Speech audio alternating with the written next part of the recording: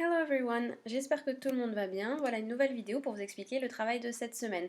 Mais avant de commencer tout ça, j'aimerais dire merci aux élèves qui continuent de travailler avec beaucoup de sérieux.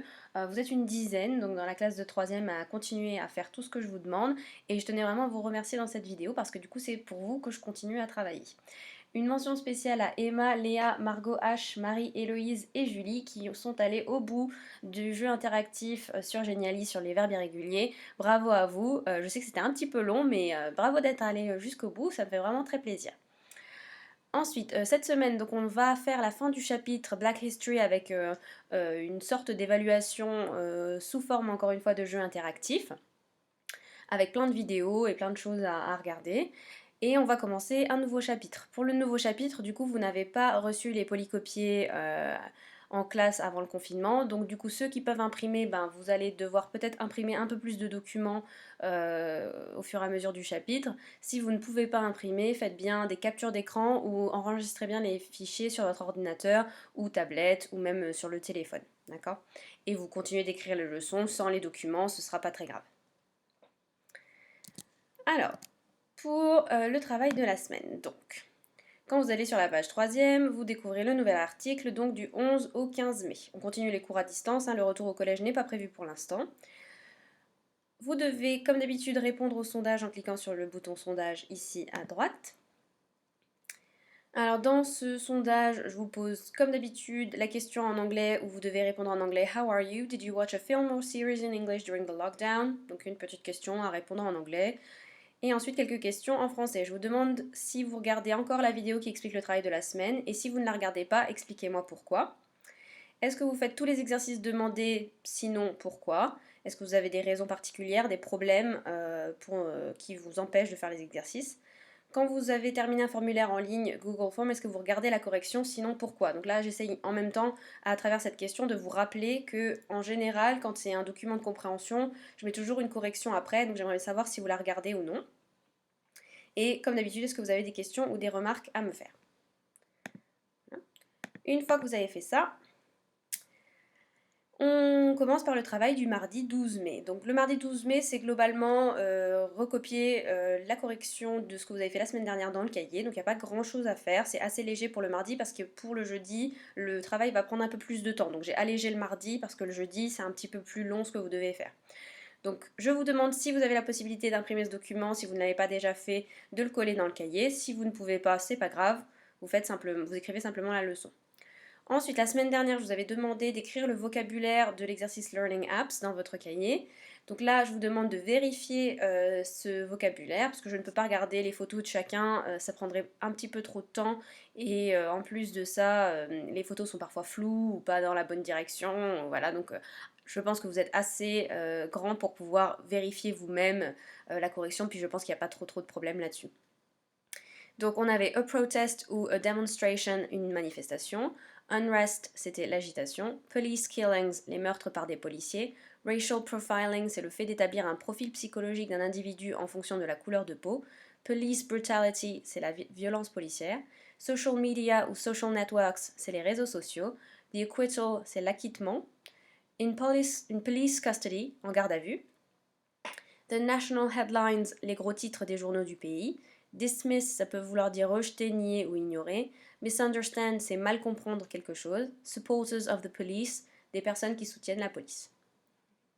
Je vous demande ensuite, donc ça c'est simplement une vérification, normalement vous l'avez déjà fait dans le cahier, donc ne le recopiez pas si c'est déjà recopié, mais vérifiez simplement. Si vous n'avez pas fait l'exercice de la semaine dernière, que vous avez un peu de retard, là par contre vous devez recopier du coup la correction.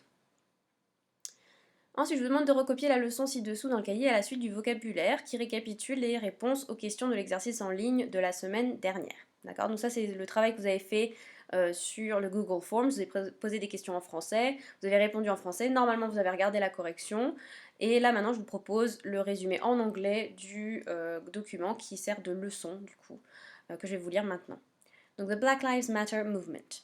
The document is an extract of an article published on Wikipedia's website about a movement named #Black Lives Matter. It is an international activist movement started by the African American community to fight against racial injustice and police brutality towards black people. The movement started in 2013 after the acquittal of a white policeman who killed an African American without a justified cause. The activists organized marches and demonstrations to protest just like MLK did in the past. Some people criticize the movement's name because it doesn't include everybody, so another movement was created named hashtag All Lives Matter. Another movement named a hashtag Blue Lives Matter was also created to support policemen who are sometimes victims of unjustified violence too. Donc, une fois que vous avez fait ça, vous avez fini le travail du mardi. Donc, vous voyez qu'il n'y a pas grand-chose à faire. Globalement, si vous avez fait le travail de la semaine dernière, vous avez juste à vérifier ça et à recopier cette petite leçon. D'accord? Donc, ça ne vous prendra pas trop de temps. Le travail du jeudi 14 mai, donc je vous demande pour conclure le chapitre, donc c'est la dernière activité du chapitre Black History, faire ce jeu interactif en cliquant sur le bouton Black History Escape Game. Ce jeu sert d'évaluation de fin de chapitre et remplace le projet final, d'accord? Ça veut dire qu'il n'y aura pas de projet. Le projet à la base c'était d'écrire une lettre, mais je vous ai déjà fait écrire beaucoup de choses, notamment avec l'analyse du street art la semaine dernière, enfin, encore il y a 2 semaines. Donc du coup, je ne veux pas vous refaire écrire quelque chose. Je pense que c'est plus intéressant de faire un autre type d'exercice en évaluation et donc en projet final. Okay, donc, vous cliquez sur Black History et donc vous atterrissez sur une page Genially. Voilà, donc vous avez le jeu qui se présente comme ça, donc ça c'est la page d'accueil. Okay. Pour avoir la situation, il faut cliquer sur les petits personnages, d'accord? Si vous ne les connaissez pas, ils sont de Back to the Future, le film, d'accord? Où il y a du retour dans le temps et des choses comme ça, d'accord? Donc là, c'est le thème, c'est un petit peu le temps. Okay. Donc vous avez la situation en anglais avec la réponse de Marty ici. Voilà. Si vous ne comprenez pas trop, vous avez toujours le bouton aide ici, où en général il y a de l'aide en français pour pouvoir vous aider à continuer le jeu. D'accord. Vous verrez en regardant un petit peu que le but ce sera de cliquer sur les différentes dates, d'accord, et de faire les exercices qui vous permettront ensuite d'aller mettre un code sur Present Time pour retourner dans le temps, pour retourner dans le présent en fait. Donc quand vous cliquez sur 1619, vous atterrissez sur cette page où vous avez une vidéo qu'il faudra regarder. Si vous ne comprenez pas exactement ce qu'il faut faire, vous avez toujours la petite aide ici, qui vous dit qu'est-ce qu'il faut faire. Okay. Et si vous vous êtes trompé, toujours le bouton ici pour retourner à la page d'accueil. Alors très important, à chaque fois, si vous avez cliqué sur le mauvais ou si vous avez déjà fait un exercice, vous pouvez toujours retourner à la première page sans refaire tous les exercices. Donc vous devez regarder la vidéo. Quand la vidéo sera terminée, il y a une flèche qui va apparaître ici. D'accord? Cette flèche, elle n'apparaît pas tout de suite pour vous forcer à regarder la vidéo. D'accord? Comme ça, vous ne gagnez pas de temps à ne pas regarder la vidéo. D'accord? Donc ça n'influe pas sur le score de votre timer.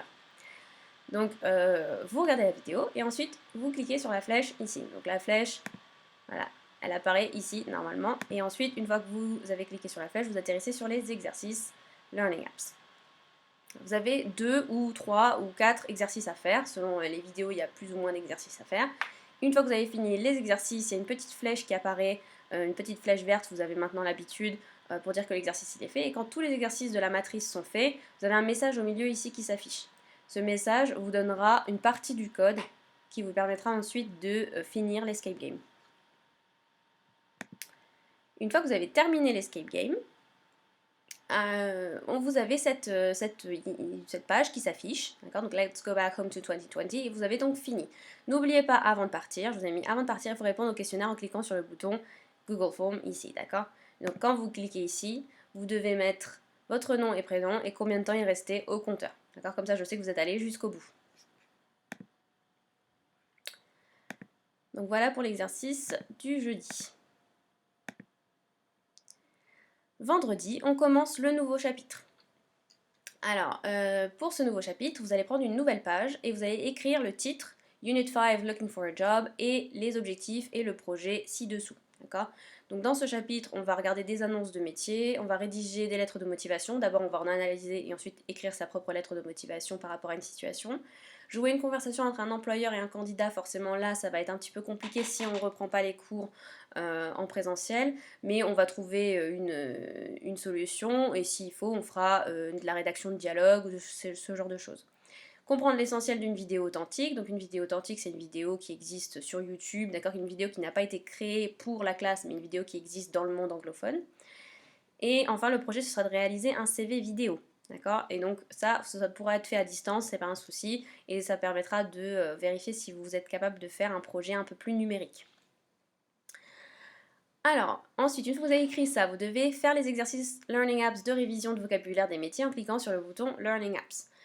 Puis complétez la carte mentale ci-dessous dans votre cahier avec les métiers de l'exercice ou alors d'autres que vous connaissez ou d'autres que vous voulez même rechercher. C'est tout à fait possible. Au moins 25 métiers sur cette carte mentale. Okay, donc vous avez la carte mentale. D'abord, avant de vous occuper de la carte mentale, vous devez faire l'exercice Learning Apps. D'accord? Donc vous avez 6 exercices, d'accord, qui permettent de réviser du vocabulaire des jobs un peu général, d'accord, et c'est du vocabulaire que vous avez déjà vu dans les années précédentes normalement. Donc ça c'est de la révision de vocabulaire. Ensuite, dans votre cahier, vous devez faire cette carte mentale, d'accord? Donc les petites terminaisons ici, c'est les terminaisons des jobs, d'accord? Donc par exemple, doctor, ça finit en OR, donc il irait ici, d'accord? Journalist, ça finit en IST, donc il irait ici. Pour ceux qui correspondent à aucune catégorie, vous voyez qu'il y a une case ici pour les autres, okay? Parce qu'il y a d'autres métiers qui finissent ni en ER, ni en man, ni en is, ni en OR, ok? Donc vous devez mettre au moins 25 métiers sur cette carte mentale, soit de l'exercice, soit d'autres que vous connaissez. Ensuite, vous envoyez une photo de votre cahier avec toutes les leçons et exercices de la semaine par mail, comme d'habitude, à la fin de la semaine, pour me montrer que votre cahier est bien à jour. Donc vous pouvez faire ça par mail ou alors déposer votre photo de votre cahier sur le casier de collecte en cliquant ici. Et vous avez l'habitude, je pense que j'ai pas besoin de remontrer. Travail supplémentaire, je vous rappelle que si vous avez emprunté un livre avant le confinement, vous devez répondre aux questions et envoyer votre travail par mail ou sur le casier de collecte si vous le voulez. Et si vous avez envie de travailler un peu plus, vous avez des exercices sur la page Extra Work que j'avais donné pendant les vacances à certains élèves. Donc si vous ne les avez pas fait, vous pouvez toujours aller voir, il y a des exercices de vocabulaire, des choses qui peuvent vous faire passer le temps. Voilà, j'ai terminé pour les explications du travail de cette semaine. Si vous avez des questions, n'hésitez pas à m'envoyer un petit message. Je vous souhaite un très bon week-end. Have a nice day. Goodbye.